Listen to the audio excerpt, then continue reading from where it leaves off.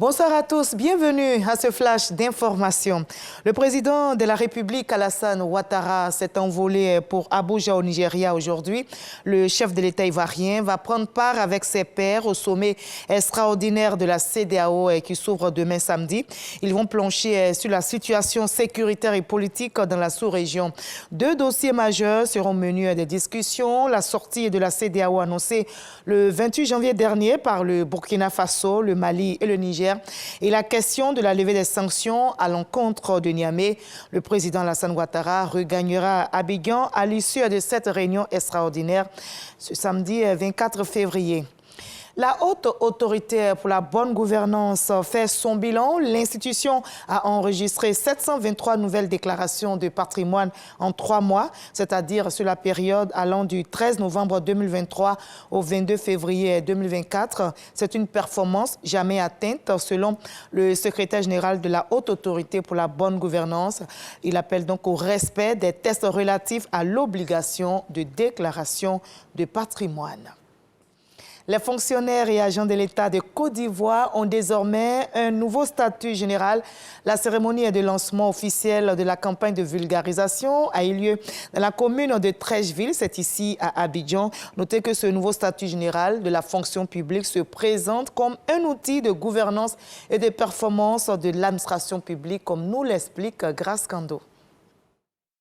Membres du gouvernement et représentants d'institutions reçoivent le nouveau statut général de la fonction publique des mains de la ministre d'État, Anne-Désiré Ouloto, un outil de gouvernance et de performance de l'administration publique. Il est composé de 14 chapitres et 115 articles. Plusieurs facteurs tels que l'évolution du cadre juridique de la gestion des fonctionnaires et agents de l'État, l'essor des technologies de l'information et de la communication et leur impact sur la gestion des fonctionnaires, l'apparition de nouveaux emplois qui n'étaient pas encore pris en compte dans la nomenclature des emplois de l'administration publique, n'ont cessé de montrer la pertinence de l'élaboration des nouveaux statuts. C'est la raison pour laquelle cette activité a été inscrite au nombre des réformes à mener au sein du ministère en charge de la fonction publique. Ce nouveau statut général de la fonction publique garantit aux fonctionnaires, entre autres, la protection de leurs droits et de leurs intérêts. Après celui de 1993, le nouveau statut général de la fonction publique enregistre des avancées notables.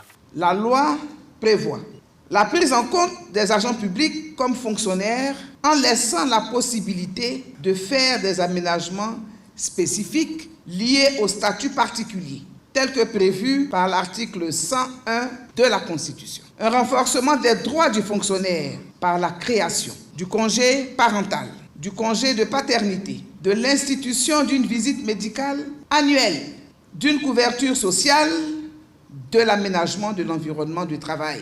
La ministre d'État, Anne-Désiré Ouloto, annonce une vaste campagne de sensibilisation et de vulgarisation de ce nouveau statut général de la fonction publique. Pour une meilleure visibilité du nouveau statut général de la fonction publique, la ministre d'État, Anne-Désiré Ouloto, sollicite l'appui de la presse. Elle a donc convié les responsables de différents organes à une rencontre d'échange. Les choses bougent aussi très bien du côté du ministère des Eaux et Forêts. Laurent Tchagba est en mission. En tant que principal gestionnaire des ressources en eau, il s'imprègne de l'expérience française en la matière.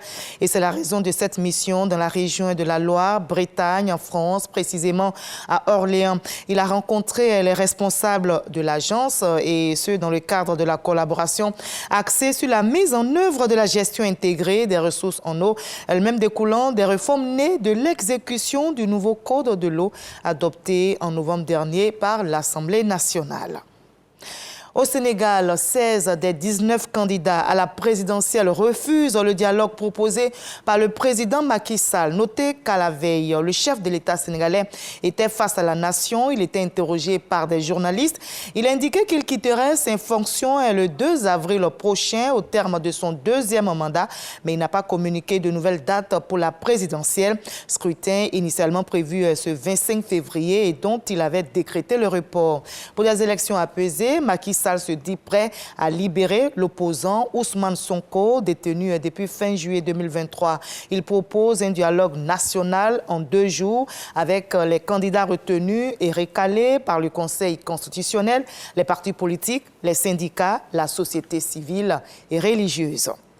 Et on va terminer par la Guinée où le journaliste et leader syndical Sékou Ramal Pandessa a été condamné à 6 mois de prison, dont 3 avec sursis dans l'affaire qui l'opposait à l'État guinéen. Il a été arrêté, je rappelle, le 19 janvier dernier pour avoir appelé à manifester contre les restrictions qui frappaient alors Internet et qui continuent de viser certains médias. Notez que ces restrictions sur les réseaux sociaux ont été levées hier en Guinée et Sékou Ramal a été reconnu coupable aujourd'hui vendredi de provocation à un attroupement non armé, atteinte et menace de porter atteinte à l'ordre public, à la sécurité publique, à l'intégrité et à la dignité des individus. Fin de ce Flash Info. Je vous retrouve à 20h. À tout à l'heure.